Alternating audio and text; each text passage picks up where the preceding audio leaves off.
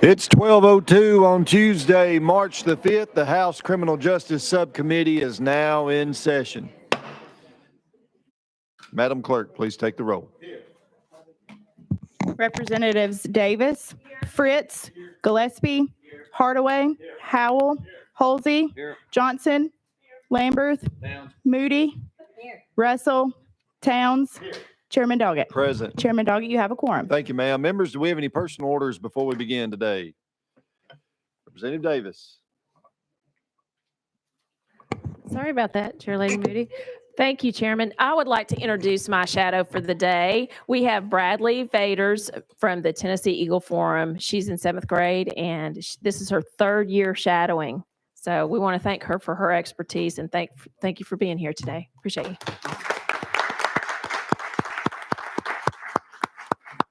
Representative Moody.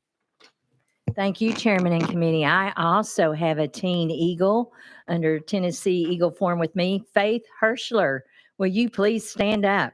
We're glad to have you.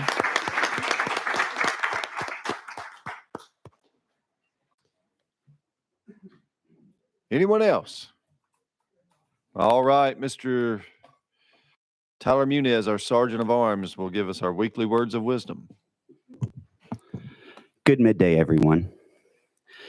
Today's words of wisdom come to you from a king, the king, Jerry Lawler. If at first you don't succeed, see if there's a loser's prize. Y'all have a great day.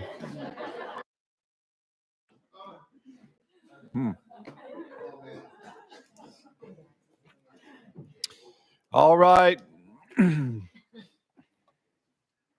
We've got a rather lengthy calendar, so we're going to dive right in. Item number 6, House Bill 2475 by Representative Raper, rolled 1 week.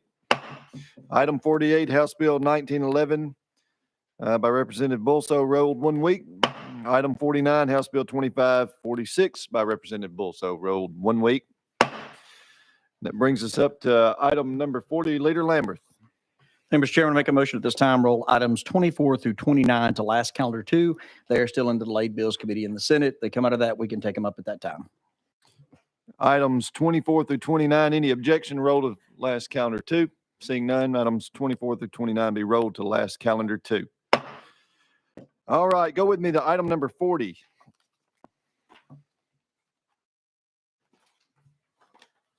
Item number 40, House Bill 2323 by the Chair Lady Hazelwood. You are recognized.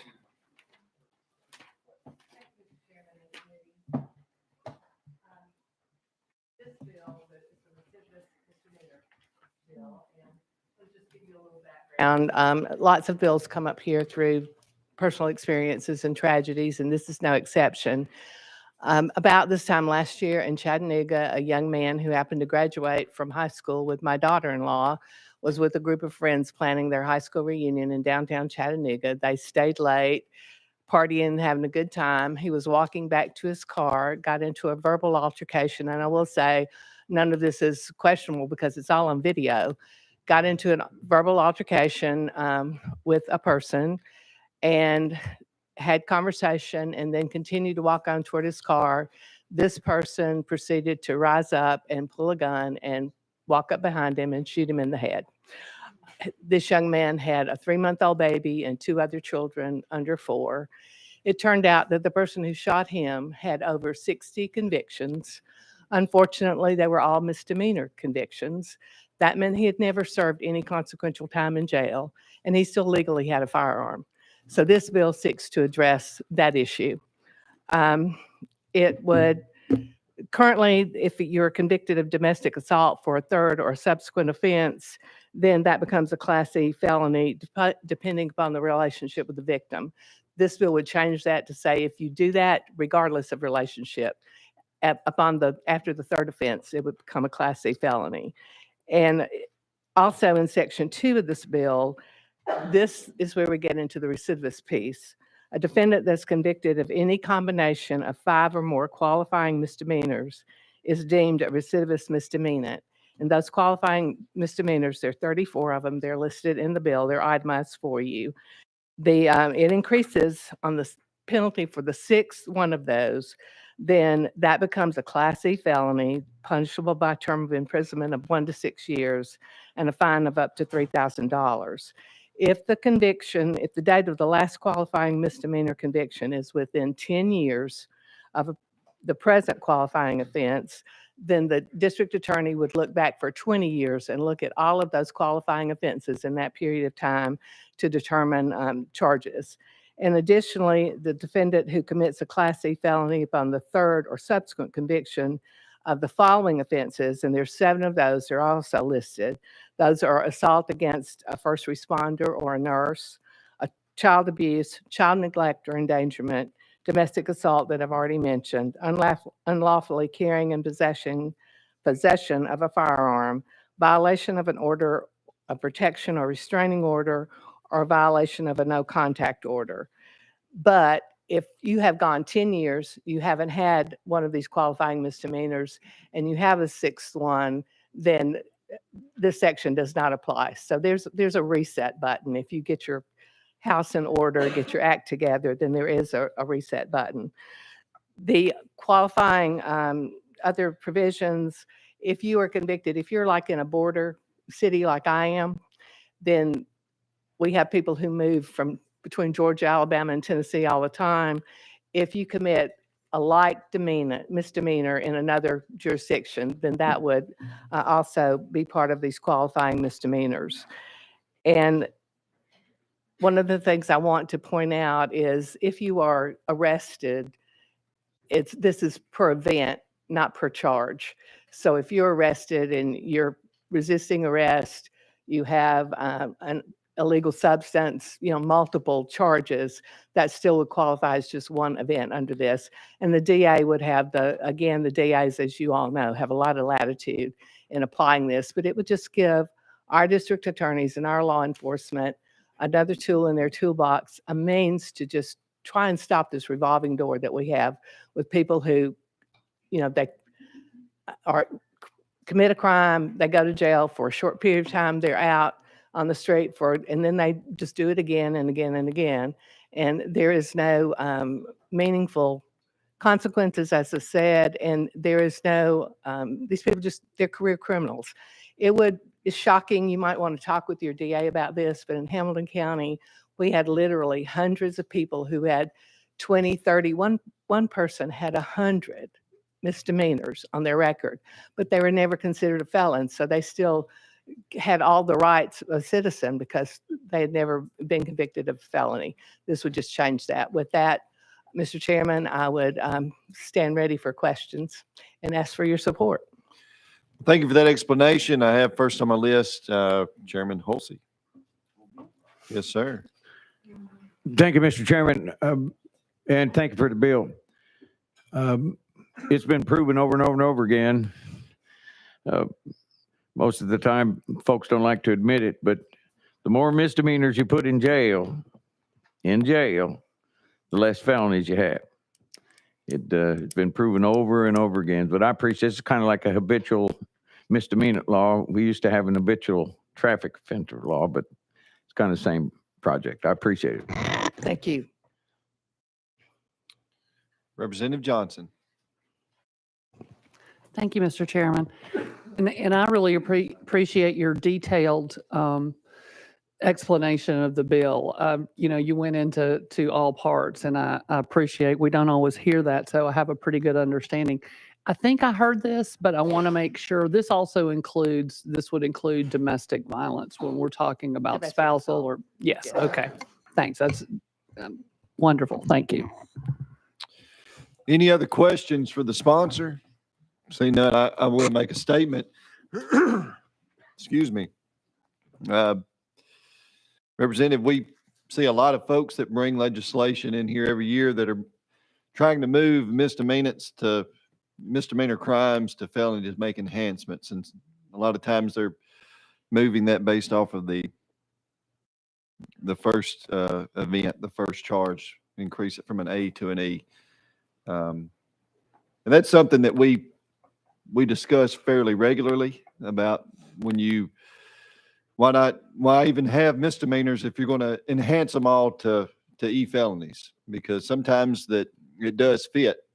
It is appropriate to move some things to felonies, but I think this is the right approach that you have here, is to have multiple offenses get that enhancement instead of going right off the bat. So thank you for your work on this bill. And And if I might, Yes, Mr. ma'am. Chairman, I would like to thank our District Attorney, Cody Womp, who she really brought this to our attention. She and Chairman Watson and I have worked on this together while we were out of session. So it's a team effort.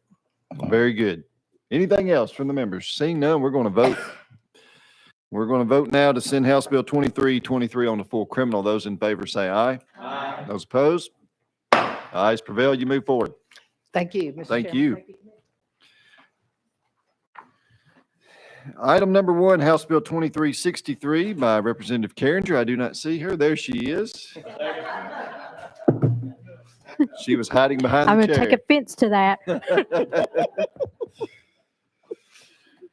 All right, let's make sure we're in the proper posture here. We're on item number 1, House Bill 2363. Did we get a motion in a second? There we go. All right, now we're rolling. You're recognized. Thank you, Chairman, and thank you, committees. Oh, excuse me, one moment. I'm sorry. You've got an amendment. Yes, Code I do. 13120. You wish to proceed with that? Yes, that's correct. All right, we're on the amendment. Any questions? See now, let's attach it, vote to attach it. Amendment code 13120 on the House Bill 2363. Those in favor say aye. Aye. Those opposed? The ayes prevail. You adopt. We're on House Bill 2363 as amended. Go ahead. Thank you very much, Chairman.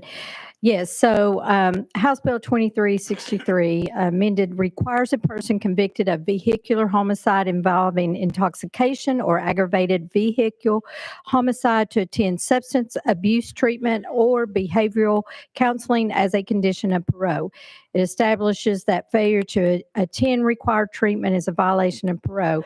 And this bill was brought to me, and I will add that it's already passed through the Senate. And but in 2010, Dustin Ledford of Bradley County was killed by a driver under the influence of drugs and alcohol.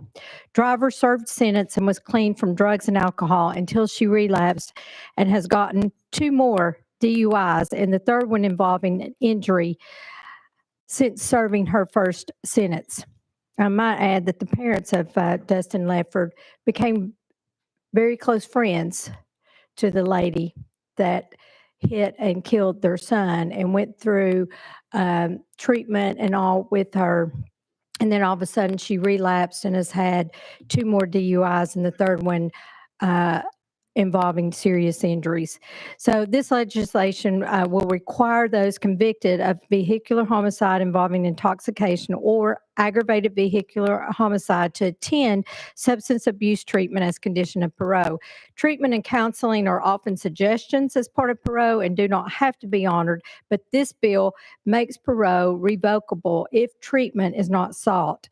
And as of right now, since we passed our truth in sentencing law that went into effect July 1st of 22, those that have been convicted of 2 charges now have to serve their whole sentences with no parole. However, this bill from Tennessee Department of Corrections only affects 203 individuals that fell through the our truth in sentencing and now.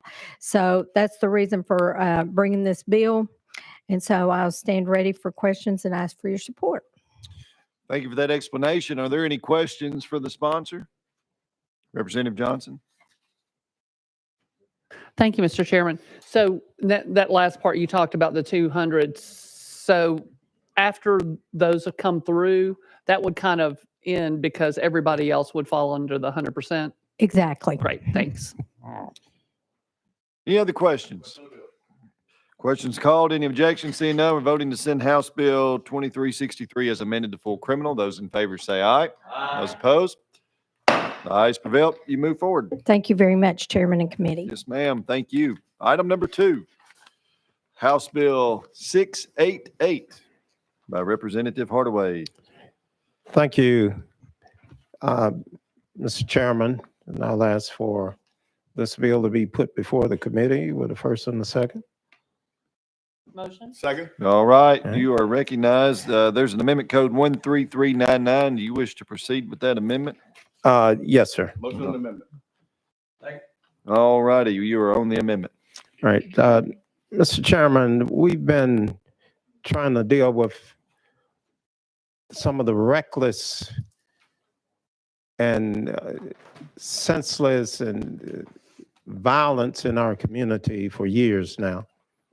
And one of the problems that we have is we need to recognize what we're dealing with. We're dealing with the same basic type of action that international terrorists do and domestic terrorists do to populations within a certain geographic area. And we have a definition for those two type of organizations in law. This will create a definition for community terrorism. These are individuals who are shooting in the cars, shooting in the homes, shooting into crowds with no purpose whatsoever except to intimidate, instill fear. They're not shooting at an individual most of the time, they're just shooting in general so that everyone in the community recognizes them as being in control of the community. That's about as un-American as you could ever get. Okay? If we're ever going to have life, liberty, and pursuit of happiness, we've got to get to the point to where we are not prisoners in our own homes while the criminal element runs free in the streets. And Mr. Chairman, that's what this bill is designed to do, is to get that criminal element, criminal gang activity, those who engage in it, those who have a pattern of practice of engaging in criminal gang activity, to get them off of the streets. We also have what I think is just common sense. You can do a drive-by shooting and then go straight out to the driver's license station, and renew your driver's license or get a new driver's license. That doesn't make sense to me. So this bill will also cause you to have your driver's license revoked. If you're using that privilege as part of your criminal activity, you should not have a driver's license. Just plain simple logic to me. So that it's a simple bill. I think it's going to have significant impact in the community when everyone recognizes and calls this type of activity what it is.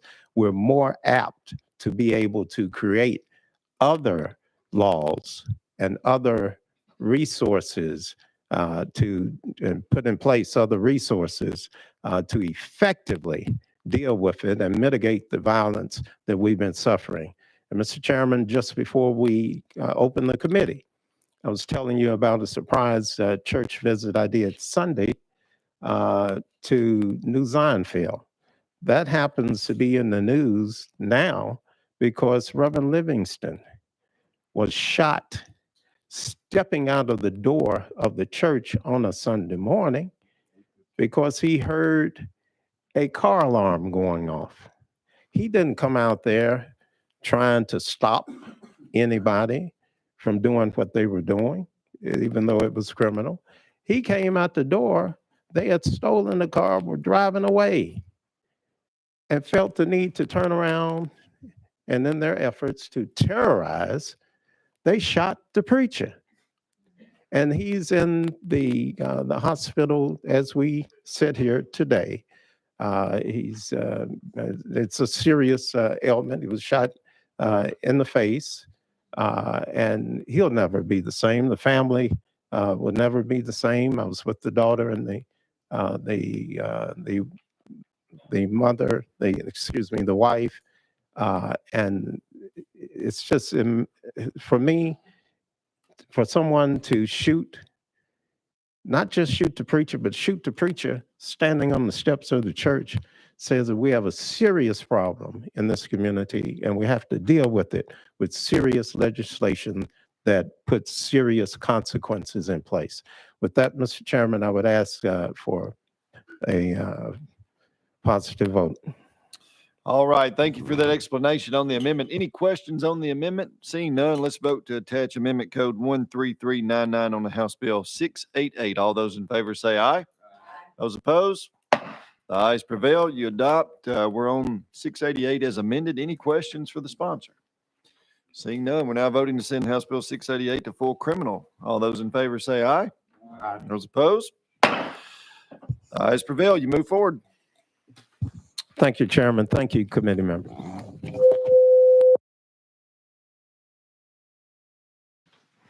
All right, item number 3, House Bill 1718 by Representative Gillespie. All righty, you recognize there's Amendment Code 14544. You wish to proceed with that amendment? Yes, sir, and that does rewrite the bill. Okay. You are recognized on the amendment. Thank you so much, Mr. Chair and committee. This is a pretty straightforward bill.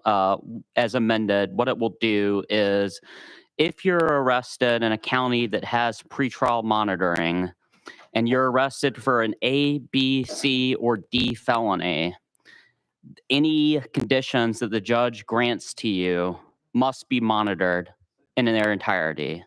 And that's simply what this does. And with that, I welcome any questions. Yes. Okay.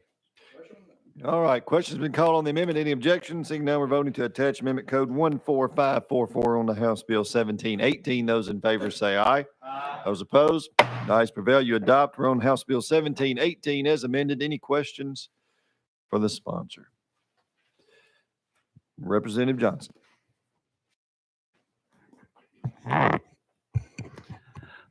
Thank you, Mr. Chairman. One question I have with this bill, I think that in larger cities, you'll be fine. My question is in rural areas, they may have to wait up to 4 weeks for a magistrate to come through town. So is that going to have people locked up in a jail for, however long it takes to get the magistrate to cycle through their county? Thank you, Mr. Chairman.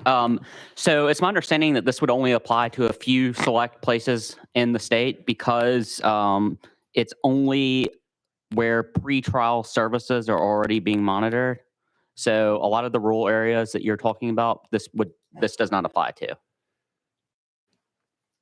Does it not apply at all, or it's just not something they're seeing right now? Thank you, Mr. Chair. I'm sure they see it, but if they're not currently equipped with these services already existing, then it does not apply. Thank you. Any other questions for the sponsor? We do have someone that has signed up for testimony. If anyone has questions, there, Miss Amber Sherman here? No? Okay. Any other questions for the sponsor? Seeing none, we're voting to send House Bill 1718 as amended to full criminal. Those in favor say aye. Aye. Those opposed? The ayes prevail. You move forward. You're welcome. Item 4, House Bill 2590.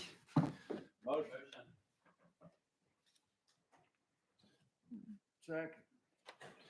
You're recognized, Representative Russell. There's 2 amendments here. Thank you, Mr. Chairman. I'm moved to add Amendment 014523. All righty. Does that rewrite the bill? It does. All right, let's go ahead and attach that amendment on there. We're voting to attach Amendment Code 14523 on the House Bill 2590. Those in favor say aye. Aye. Those opposed? The ayes prevail. You adopt our own House Bill 2590 as amended. Thank you, Mr. Chairman and committee. House Bill 2590 defines bullying and cyberbullying in the harassment statute. House Bill 2590 will also require a law enforcement officer to make a report if the victim is a minor and let the parents know how to get a copy of the report. A common factor in acts of violence and suicide seems to lead back to the person being bullied. If passed, this bill will hopefully define what bullying is and notify the parents when their child has been a victim of a bullying. With that, I renew my motion. Questions for the sponsor? Representative Johnson? I certainly think I understand the intent of this bill. One of the things that I think could happen because of this bill and some concern is that it could potentially, the child knows its parents best. They might be being bullied because maybe of a sexual encounter with another classmate or something like that. And if this were to get back to their parents, they could really, it could cause serious problems at home.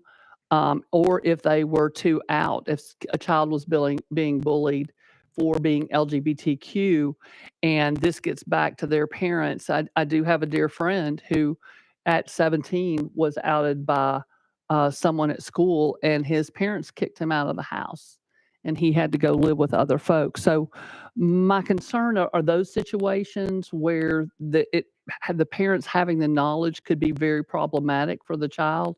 I certainly understand the protection, but unfortunately, with some families, we don't know that the parents are going to be the protectors in this sense. So is there some way that we could do something where the child could opt out of letting the parents know at all?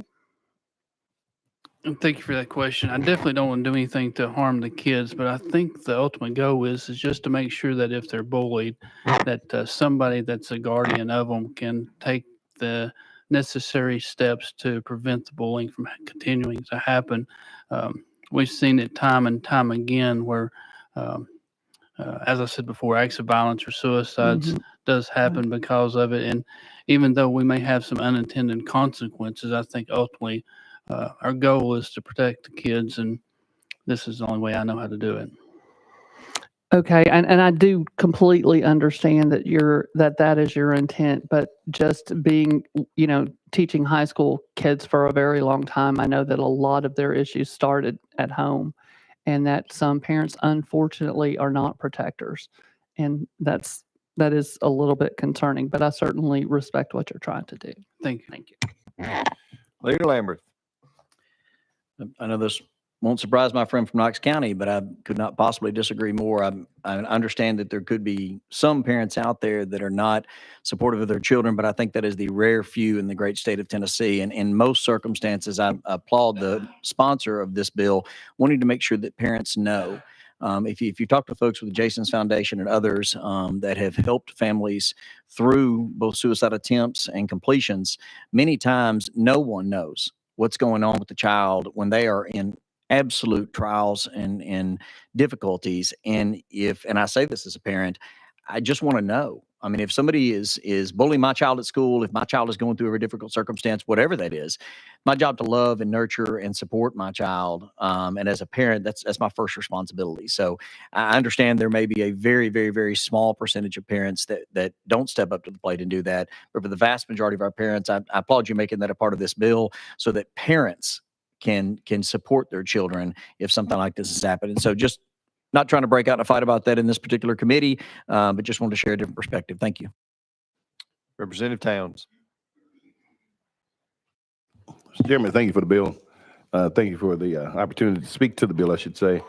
As it relates to the bill and the parents not necessarily being supporters, will we also be acknowledging to the teachers and administrators in the school system where this child is being bullied? Will they get an opportunity to chime in, try to stop the bullying themselves? Yes. Well, I would hope so. That's the whole point of it, is get the bullying out into the opening so that can be stopped, and there'll be a report of it that they can investigate further if they need to. But it's a delinquent act if a person is actually doing the bullying. Yes, sir. So what I'm trying to drill down to is that child's being bullied at his school ABC, and I'm the principal. Is somebody going to report it to me or one of the instructors to begin to focus in on stopping this activity while they're at school? I would like to know if you're being bullied in my school as the principal. I want to know because I want to do something about it. I would, Post haste. I would certainly hope that would be the case. Mr. Chairman, thank you. Yes, sir. Any other questions for the sponsor? Seeing none, we're now voting to send House Bill 2590 as amended to full criminal. Those in favor say aye. Aye. Those opposed? The ayes prevail. You move forward. Item number 5, House Bill 1698 by Representative Stevens. You are recognized. Thank you, Mr. Chairman. House Bill 1698 requires that a juvenile who's adjudicated delinquent for the offense of threatening to commit an act of mass violence at a school-related activity or on school property would also include losing their driver license privileges for 1 year. If they already had their license, they would lose it for the year, or if they're under 16, they would not be able to get it until they turn 16. And that's what the bill does. Thank you for that explanation. Any questions for the sponsor, Representative Fritz? Question on the bill. Second. Question's been called. Any objection? Seeing none, we're voting. We have one I objection. withdraw. All right, we're voting on previous question. Those in favor of previous question, say aye. Aye. Those opposed? No. The ayes prevail. Previous question prevails. We're now voting to send House Bill 1698 on the full criminal. Those in favor say aye. Aye. Those opposed? No. The ayes prevail. If you wish to be recorded as no, please see the clerk. You move Thank you. forward. Item number 7, House Bill 2348 by Representative Reagan. There we go. There we go. You recognize there is an amendment code 14237. That is correct, sir. All righty, you are recognized on the amendment. Thank you, Mr. Chair and committee. This amendment rewrites section 1 of the bill to take into account some questions that were raised the last time in front of the subcommittee.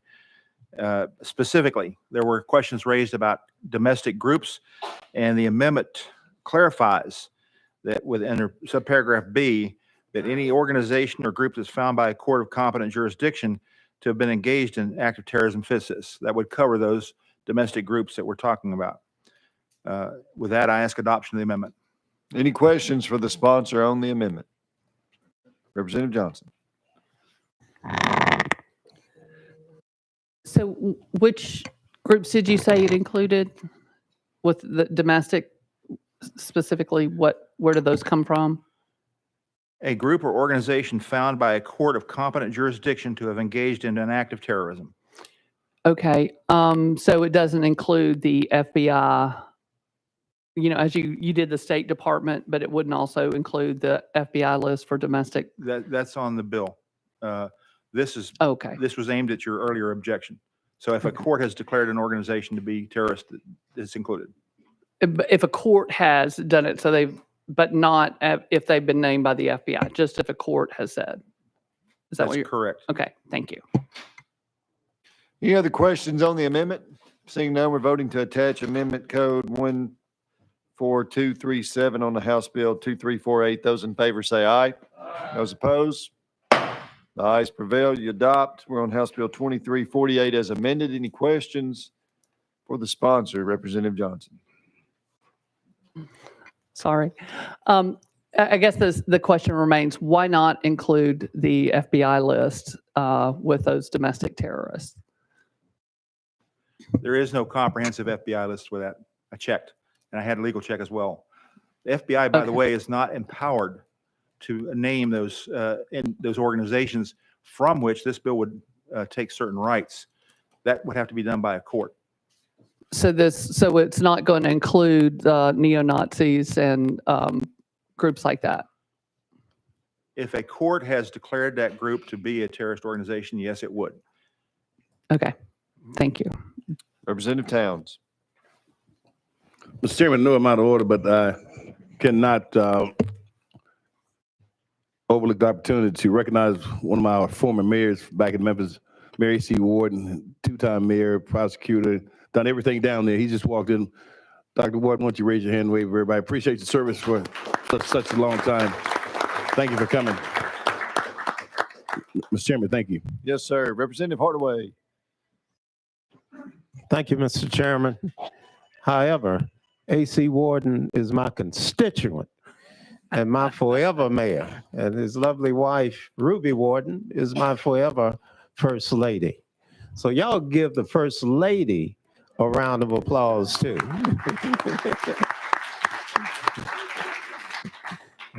And a lot of what we're talking about today, I'll be honest with you, I bounce it off of Mayor Warden at times. He doesn't want credit or blame for what comes out of my mouth, but he tries to keep me on the straight and narrow, and I appreciate him sharing all his years of experience on both sides of these issues. So thank you for your service then and now, sir. Yeah. And now, Mr. Chairman, the declarations by the courts on these organizations, how is that done? Will the courts have a specific process they're going to follow that's going to be set up? Or will they be able to, will some organization, AOC or somebody else be able to glean through all of the cases and see where we've had the courts actually do that declaration? How do we compile that list? That list is compiled by virtue of the court's decisions being published. There is nobody that I know of that goes through and collects all those, but it is public domain. So would it be up to the public to make recommendations or suggestions to a certain agency, TBI, to create the list? Or how do we get those individual organizations identified so they can be put on the list?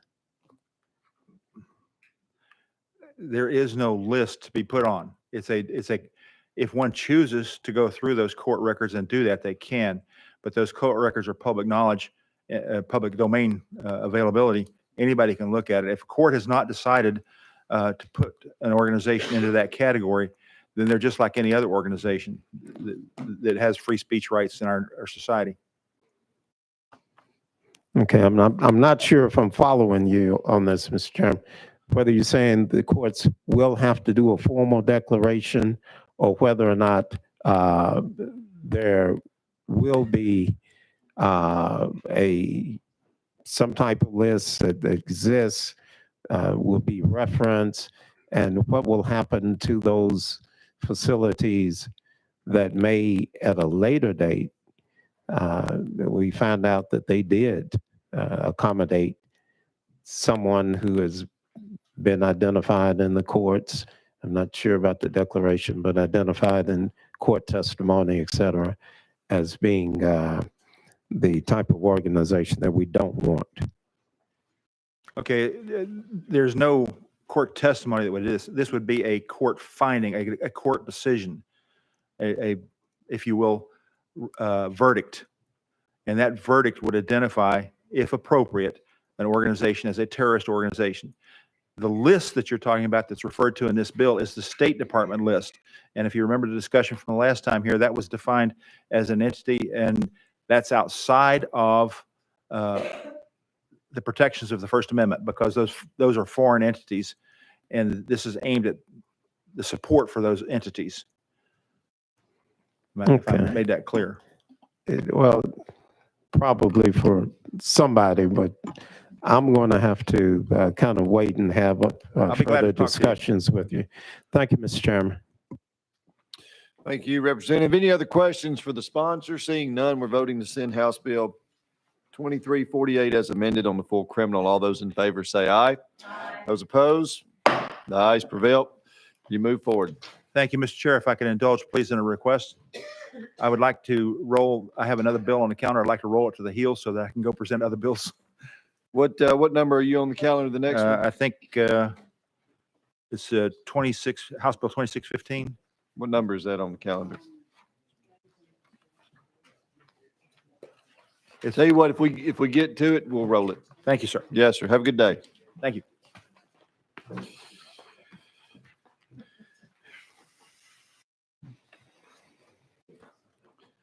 Let's skip around here for a moment. Item number 8. Motion. House Bill 1848 by Representative Parkinson. Thank you, Mr. Chair, and thank you, committee. Yes, sir.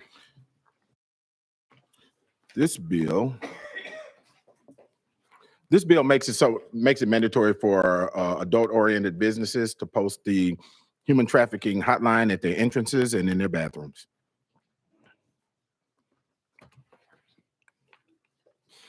All right, thank you. I've got Representative Fritz. Question on the bill. Question's been called. Any objection? Seeing none, we're voting to send House Bill 1848 on the full criminal. All those in favor say aye. Those opposed? The ayes prevail. You move forward. Thank you, Mr. Chair. and Item committee. number Thank you, 9, House Bill Representative. 1954 by Representative Parkinson. Thank you, Mr. Chair and committee. Well, this is the same bill that I ran during a special session. All right. That would make it a felony for adults to coerce I'm sorry, is there? Yeah, there is an amendment. Motion code is 13908. Yes, sir. And this amendment rewrites the bill, and it rewrites what I was explaining. Actually. Let's go ahead and attach the amendment, and then we'll discuss it. All those in favor of Amendment Code 13908, say aye. Aye. Those opposed? Ayes prevail. You adopt your own House Bill 1954 as amended. Go ahead. Thank you, Mr. Chair, and thank you, committee. This bill creates a Class D felony offense for knowingly or inducing or coercing a minor under the age of 18, for adults coercing minors under the age of 18 to commit one of the following offenses: theft of a firearm, robbery involving theft of a firearm, aggravated robbery involving theft of a firearm, especially aggravated robbery involving theft of a firearm, burglary involving theft of a firearm, aggravated burglary, and especially aggravated burglary involving theft of a firearm. It also enhances penalty from Class A misdemeanor to Class D felony for a person who intentionally, knowingly, or recklessly sells, loans, or gives a gift illegally of a firearm to a minor.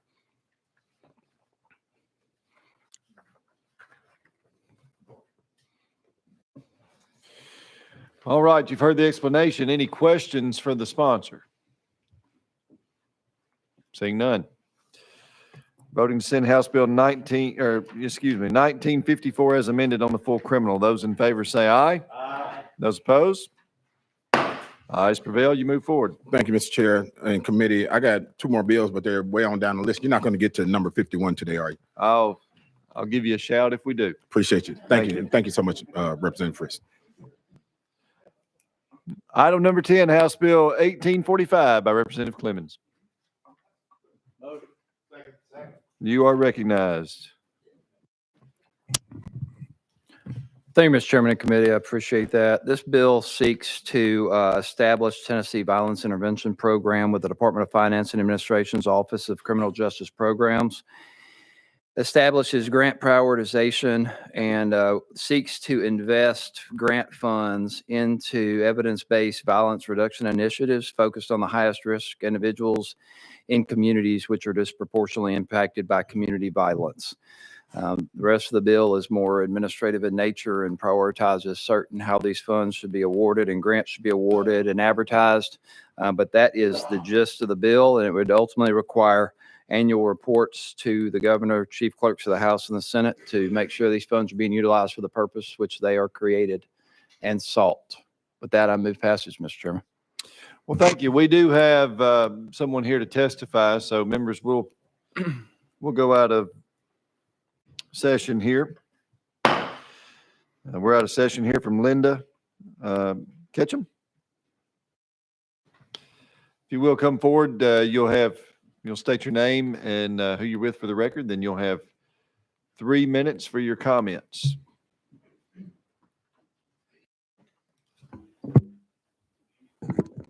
Are we good? Can you hear me? Yes, sir. Good afternoon, committee. I'm Linda McFadgen Ketchum with Moms Demand Action, Tennessee. We support House Bill 1845, and we thank the sponsor for bringing it. He has given you a bit of a summary about what the bill would do, so I'm going to move on to why this is important for our state. Why does this matter to Tennessee? Our state ranks 9th in the nation for gun violence, and Black people are 10 times more likely than white people to die by gun homicide here. The safety of our communities could benefit from what other states have done to save lives by spending public funds on similar violence intervention programs. South Carolina, Georgia, and Florida have already invested millions of dollars into community violence intervention programs in their states. What are these programs? Some of the most effective ones work with a very small segment of a city's population responsible for the majority of gun violence. By intervening with this small population, usually only a few hundred people, these programs have been able to cut gun homicide rates by as much as 50% in only a few years. Importantly, such programs achieve this without resorting to high levels of incarceration. Hospital-based violence intervention is built on the idea that sometimes the strongest predictor of violent injury is a history of previous violent injury. Hospital strategies focus on high-risk individuals who have been admitted for treatment of a violent injury. This is a teachable moment when people may be more open to getting help.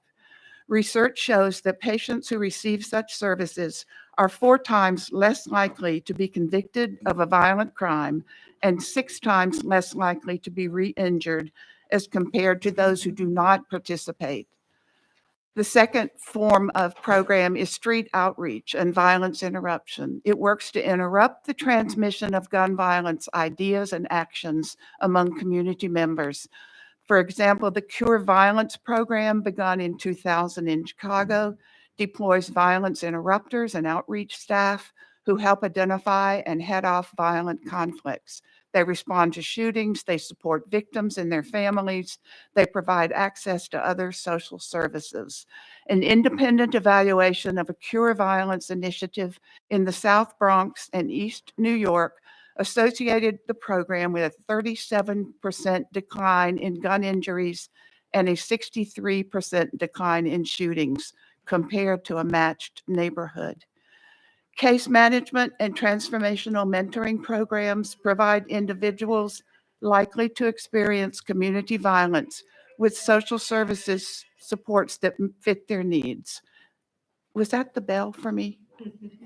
No? Okay. I'll give you 10 more seconds because it is going off here. This bill would provide funding for existing evidence-based programs that disrupt cultures of violence and provide support to our community members in the most need. There are Tennesseans all over our state working to reduce gun violence in our cities and towns, but most of them are working on a shoestring with no reliable funding source. This bill would begin to solve this problem, and I hope you will support it. Thank you. Thank you. Any questions for our guests? Representative Johnson. Thank you, Mr. Chairman. I just spoke with police officers from our city of Knoxville, and they've been trying some of these avenues like that you're talking about, hopefully hoping that they can keep them up because they've reduced murders in the city of Knoxville by 30%. And that is huge. We're so excited to see that is happening. And so these efforts can make a huge difference. So I appreciate you being specific about what some of those efforts are. Thank you. Representative Towns. Now I heard 37% reduction in the scenario that you were giving. Where was that? The South Bronx and East New York. In New York? Mhm. So have we begun to employ any of that in Tennessee, or are there other states as well that have tried this? Yes, these programs are being carried out in lots of places. And your Memphis Allies organization is doing some of this work. I know they are working with a small group, a few hundred of the people who are most likely to offend or reoffend. And they are doing this very specific case management. It's intensive and transformational. So do you have statistics on that as well in Memphis? I don't. I looked at their February report last night and I don't think they've been at it long enough to have the kind of data that would show it as effective, but it's modeled after these effective programs. So we have high hopes. No question. The data seems, I mean, from what you're saying, obviously seems very impressive, 37%. Specifically, what do they go in and do? Well, in the hospital programs where you've got an injured person and family there, of course, taking care of the person, they provide immediate and on-the-spot intervention and talk to try to cut down on retaliation. Because if somebody's been shot before, they have a high likelihood of being shot again because they're in that small group of folks who are in trouble. The violence interrupters are street folks, many of whom have done time and turned themselves around. They are very credible. They are known to the community. The community is likely to go to them when they think something's getting ready to happen. They certainly go to them after something has happened. And they provide, support for survivors and help with funerals and all of that. The intensive case management is like daily therapy work with young men mostly, but not entirely, who really have to be re-educated and shown a new way. And that's what they do in these intensive mentoring programs. Very good. I hope it works here as well. Thank you, Mr. Chairman. Yes, thank you, Leader Lambert. Thank you, Mr. Chairman, and thank you for your testimony today. I just wanted to, just a question. I know that this bill is, puts a structure out there with a couple $100,000, but we've actually put about $150 million out there in violence intervention grants over the last 2 years.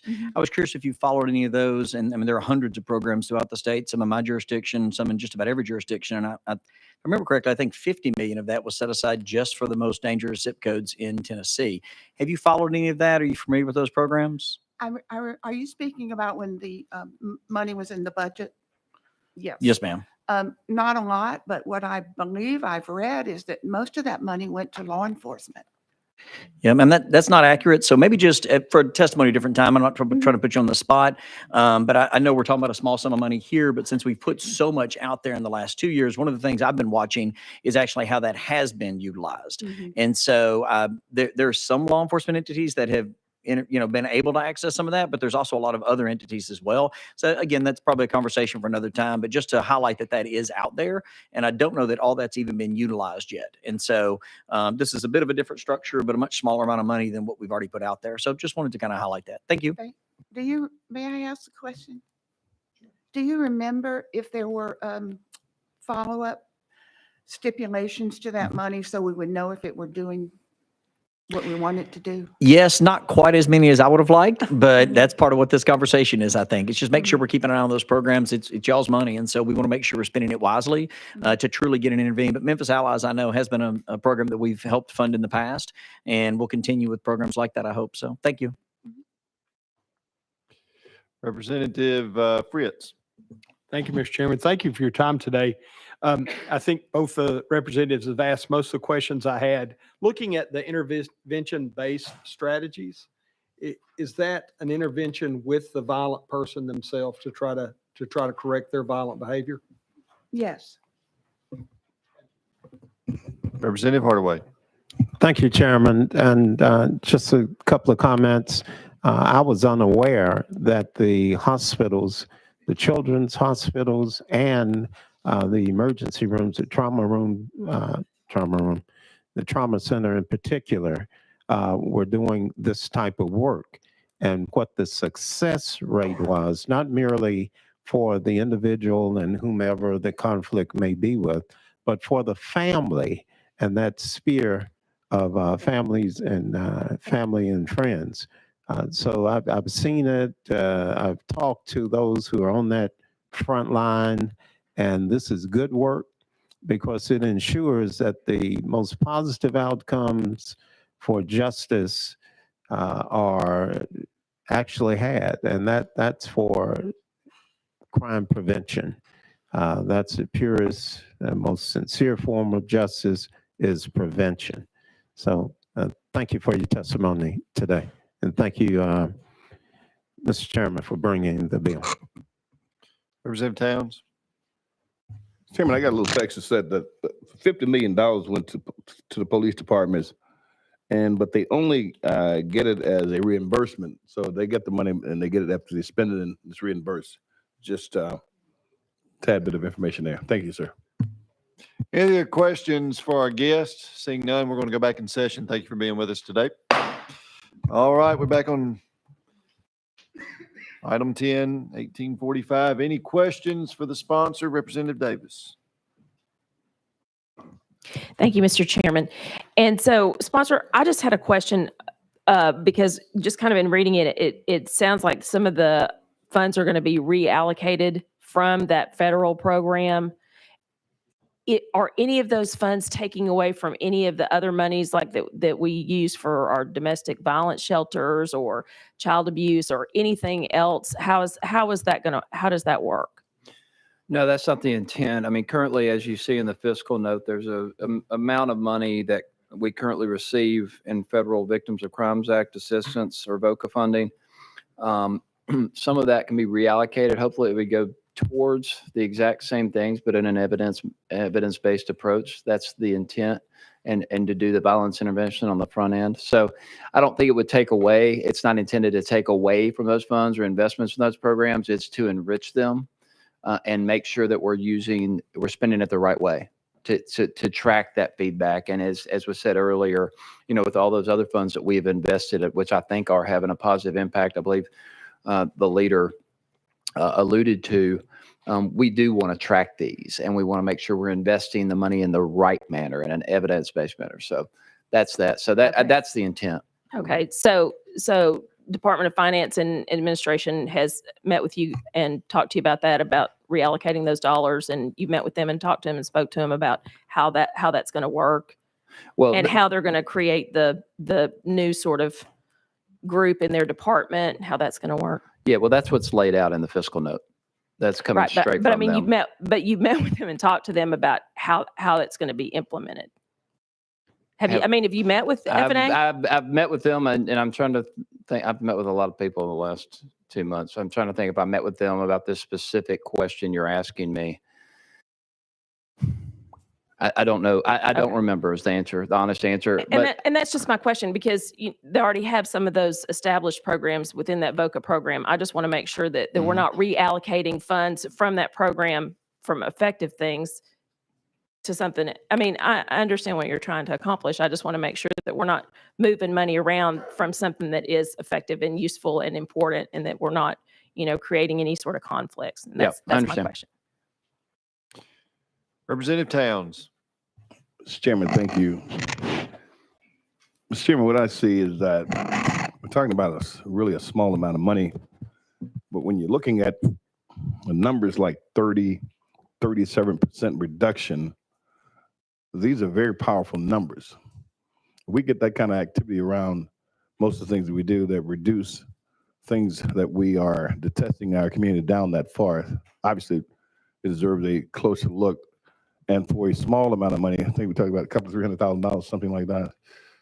I'd love to see more of this done where we can have those kind of drastic impact numbers on the ill issues in our community.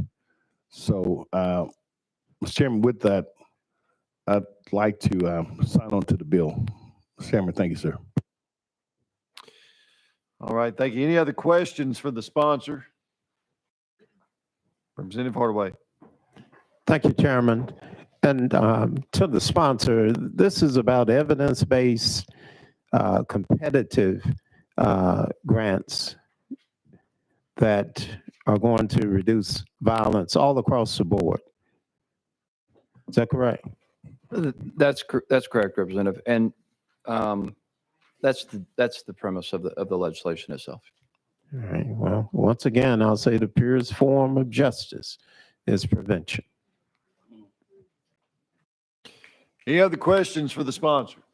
Seeing none, we're voting to send House Bill 1845 to full criminal. Those in favor say aye. Aye. Those opposed? Ayes prevail. You move. Thank you, sir. Item number 11, House Bill 2023 by Representative Clemens.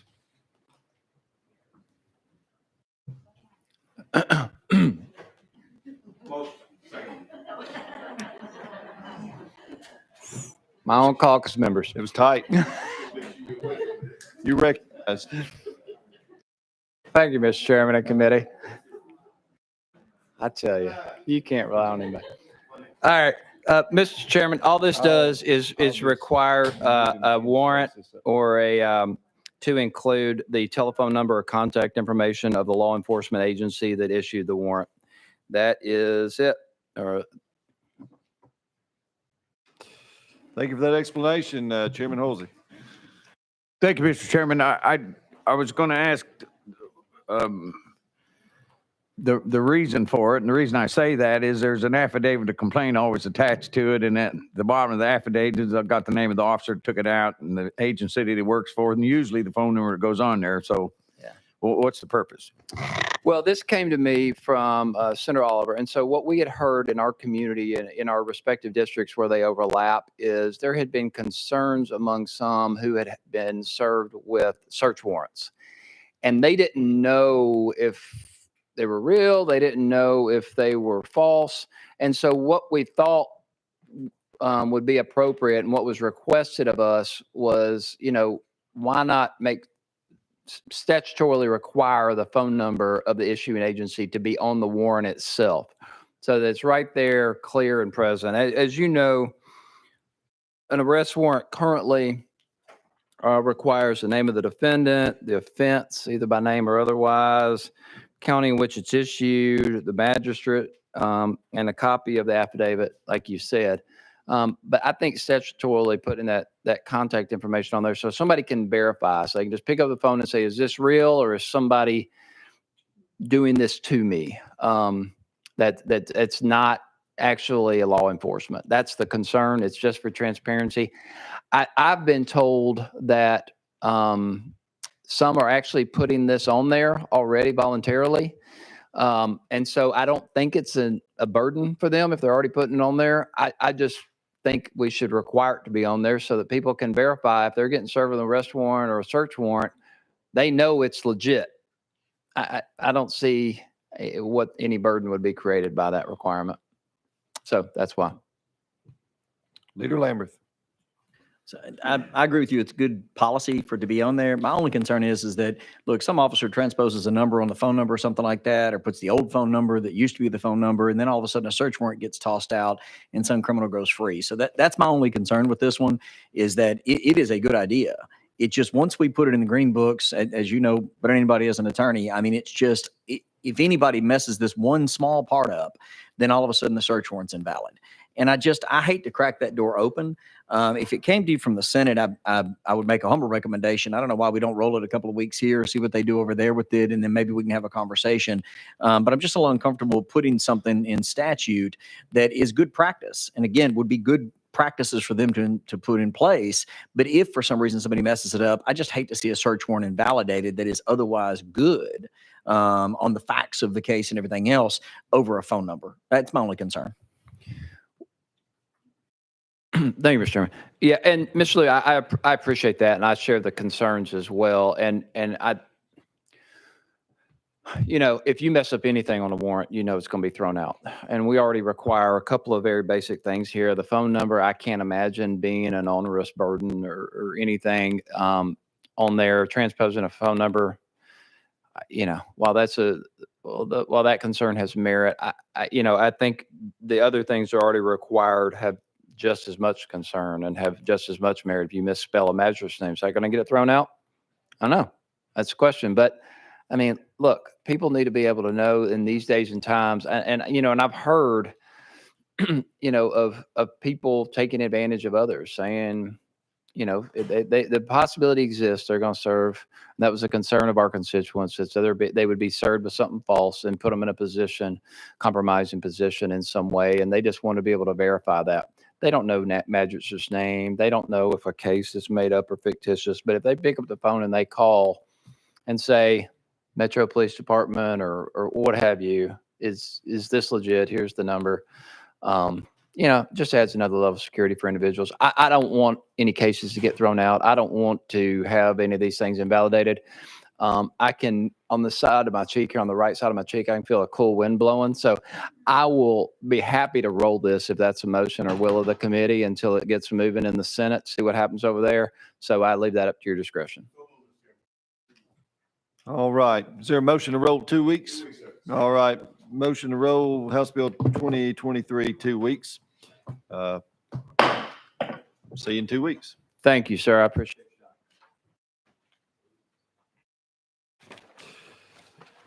All right. Item number 12, House Bill 2198 by Representative Mitchell. We're going to roll him about 10 spaces.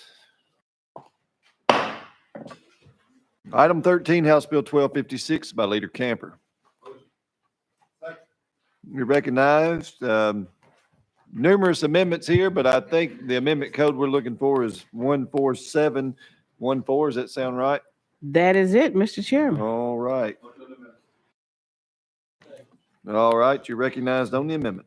Thank you, Mr. Chairman, committee. Mr. Chairman, I'd like to request a roll call vote. Do I need to state that up front? You can. Okay. All right. Well, that's what I'd like to request. Thank you, Mr. Chairman.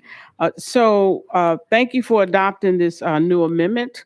And that's the amendment that I will be speaking from, Mr. Chairman and committee.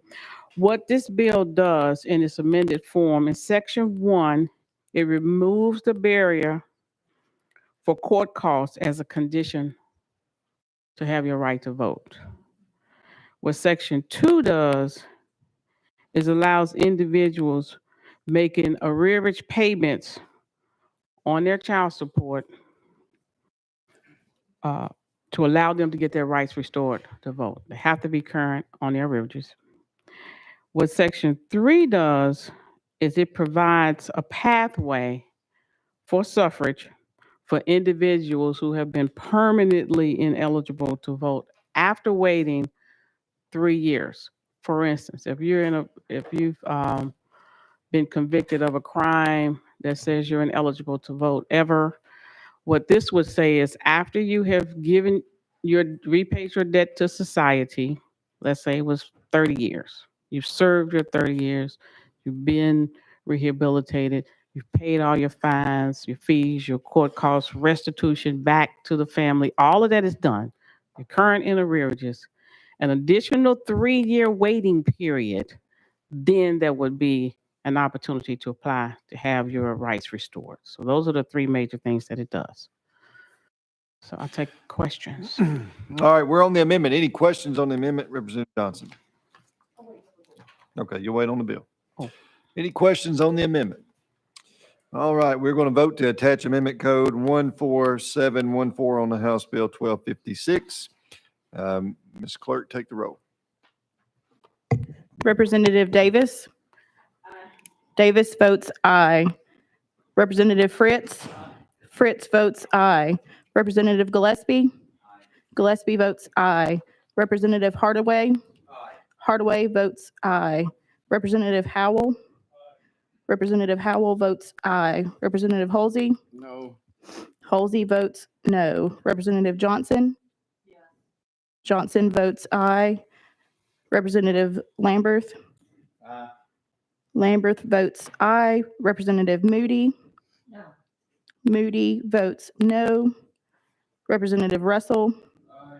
Russell votes aye. Representative Towns. Towns votes aye. Chairman Doggett. No. Chairman Doggett votes no. Chairman Doggett, you have 9 ayes and 3 noes. All right. We adopt. We're on House Bill 1256 as amended. Any Thank you, Mr. Chairman. I appreciate the support for the amendment. Pending any questions, I appreciate a favorable vote. Okay. Representative Johnson. I just wanted to say that what I'm hearing is there's like almost a 13% decrease in recidivism or recommitting when people who have served their time are allowed to vote. Is that what you're hearing? That it decreases folks recommitting crimes when they do get their right to vote back? Yes. Thank you. Thank you for the question.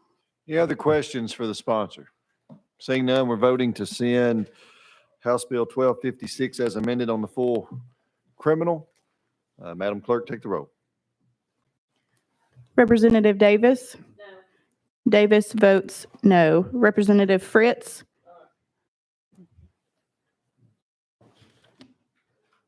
Can you say that again? Fritz votes aye. Representative Gillespie? No. Gillespie votes no. Representative Hardaway? Aye. Hardaway votes aye. Representative Howell? Howell votes no. Representative Holsey? No. Holsey votes no. Representative Johnson? Aye. Johnson votes aye. Representative Lamberth?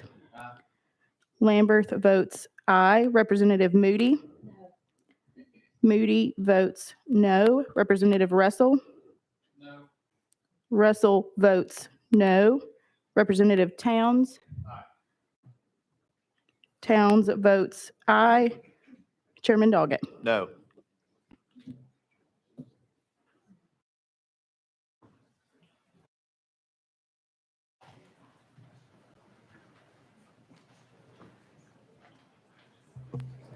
Chairman Doggett, you have 7 noes and 5 ayes. The bill fails. Thank you, Mr. Chairman and committee. Yes, ma'am. Let's go to item number 42, please.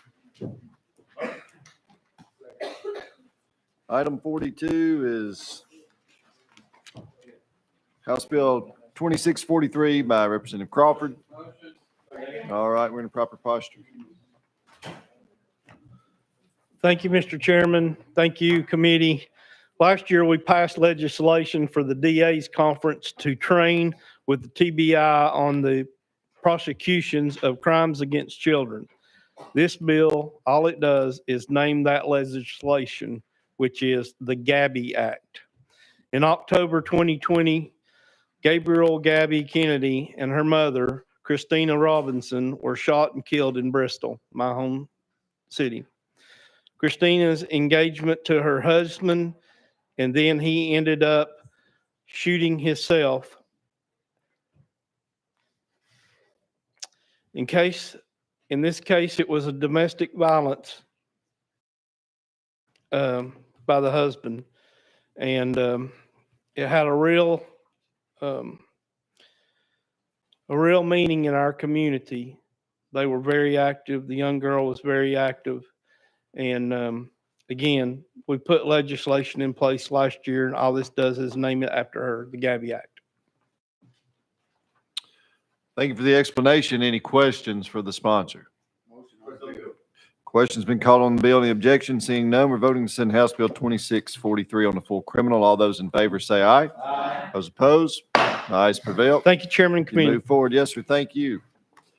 Item 14, House Bill 2505 by Representative Harris. We're going to roll him 10 spaces. Item 15, House Bill 2509 by Representative Harris will roll 10 spaces.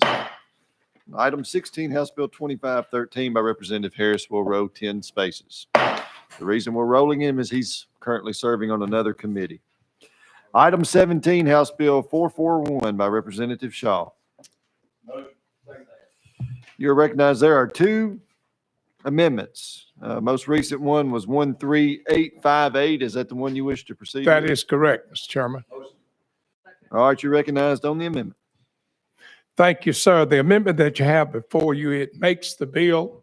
And of course, it is the results of a compromise on behalf of the Department of Health and the DA's conference, which come from the original bill. And of course, what this does, it allows the DA to receive the ID of an abuse that is reported earlier in an investigation, a prosecutorial process.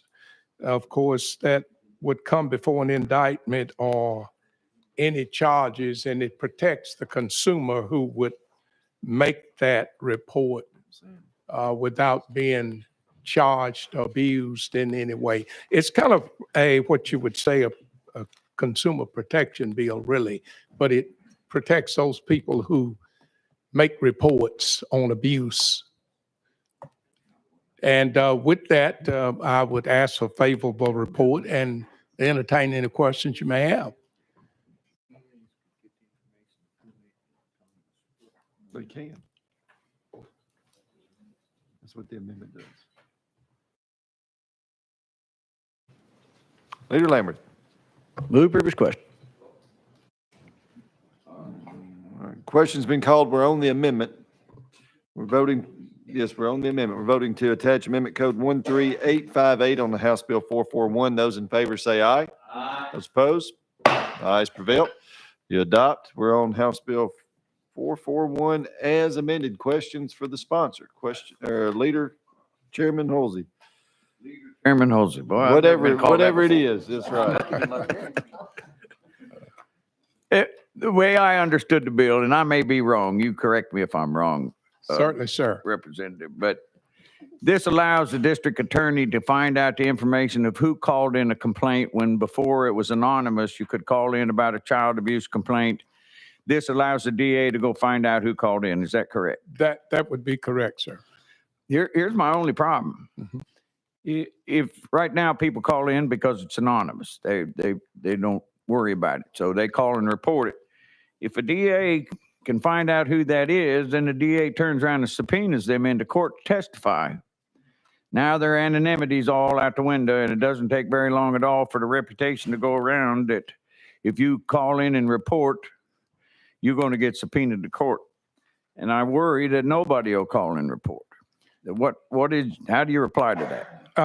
I would reply to that because I think more than that, what the bill does is protect that person that would actually make that report to, if there's someone being abused and someone would need to call it in, sometimes they don't because they're afraid they get in trouble. What this would do would allow them to call it in without getting in trouble. I hope that answers your question. I'm not for sure what you're getting at, but the thing we're trying to do is to protect that person who makes that report without getting in trouble.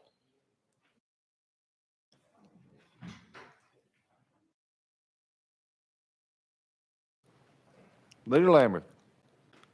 Thank you, Mr. Chairman. I will have to mildly disagree with my leader chairman next to me here.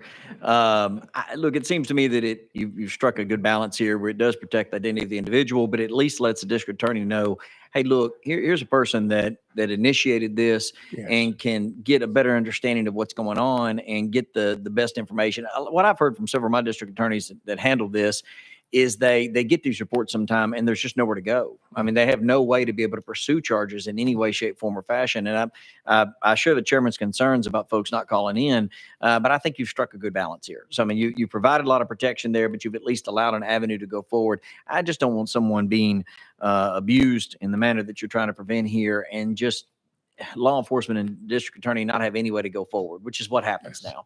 So appreciate you bringing the bill. Again, to me, it seems like you struck a good balance. Thank you. Thank you for that comment, sir. Any other questions for the sponsor? Seeing none, we're voting to send House Bill 441 as amended on the full criminal. All those in favor say aye. Aye. Those opposed? The ayes prevail. You move forward. Thank you. Item number 18, 19, and 20 by Representative Dixie, request to roll 1 week.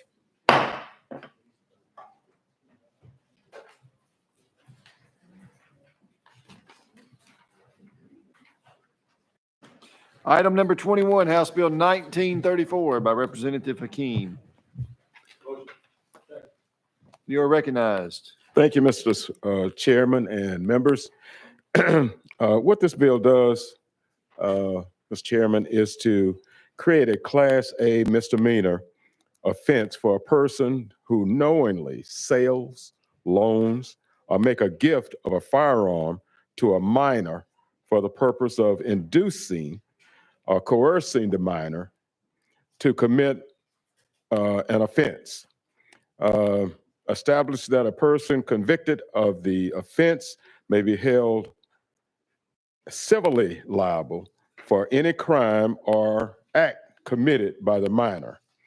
One of the things we're trying to do is to give the judge another option to deal with those persons who have coerced young people into doing acts that are not considered lawful. And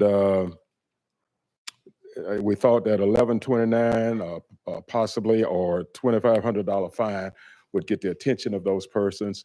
What we found is that the young people do these things, not really appreciating and understanding the magnitude of what they're doing. And so if we can deal with that adult who has induced those young people to commit these crimes, I think that lessens the possibility of more young people getting records and having an impact on their lives moving forward. So with that, Mr. Chairman, I ask for ready for questions if I have any. Thank you very much. Leader Lambert.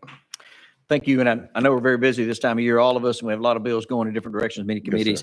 So just earlier today on item 9 on the calendar, Representative Parkinson had a very similar bill, but it was a D felony dealing with several different crimes. And it's extremely similar to your bill.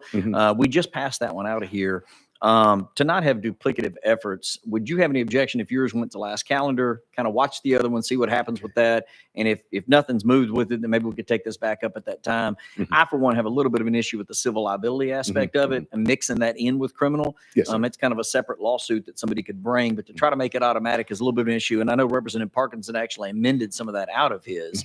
But just a question of the sponsor. I mean, since we just passed one that's similar and has a stiffer penalty, would you mind kind of maybe leaving this one here on last calendar to kind of watch that one? I'm good with that, Mr. Chairman. All right. Would you like to roll it to last calendar number 2? So moved. Okay. All right. Without objection, we'll roll House Bill 1934 to last calendar number 2. All right. Brings us to item 22, House Bill 1935 by Representative Hakeem. Thank you, Mr. Chairman. What this bill does is to create a Class A misdemeanor offense of purchase, attempt to purchase, sale, or offer to sell certain semi-automatic rifles. And what the intent is to limit the size of the magazines that are legal for these weapons. In reality, these weapons are more of a weapon of war. And, you know, it gives me the thought that people. The bill fails for a lack of a motion. Did not have a motion or a second. Okay. Thank you, Mr. Chairman. Item number 23, House Bill 2681 by Representative McKenzie. He's not here, so we'll roll him 10 spaces.